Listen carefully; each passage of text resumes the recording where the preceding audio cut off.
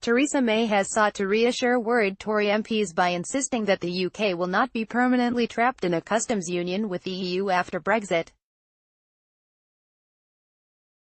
The Prime Minister is facing the threat of cabinet resignations over fears that a backstop arrangement aimed at avoiding a hard Irish border will effectively keep the UK locked into the blocs trading regime forever.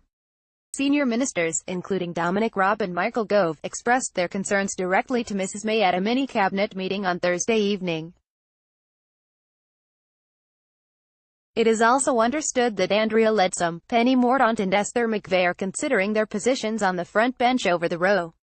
In an attempt to calm tensions in the Conservative ranks, a Downing Street spokeswoman insisted any backstop deal would be temporary.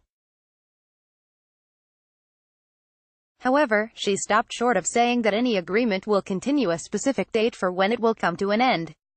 She said, "When we published our plans in June for a UK-wide customs backstop, we were absolutely clear that the arrangement would be temporary and only in place until our future economic relationship was ready. Our position is that this future economic relationship needs to be in place by the end of December 2021 at the latest."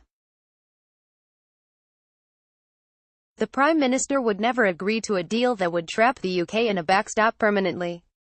Meanwhile, Philip Hammond has risked a fresh cabinet row by suggestion that a backstop arrangement is inevitable, despite Downing Street insisting it remains unlikely. Speaking to Bloomberg, he said, "We are not going to remain in anything indefinitely. We are very clear this has to be a temporary period.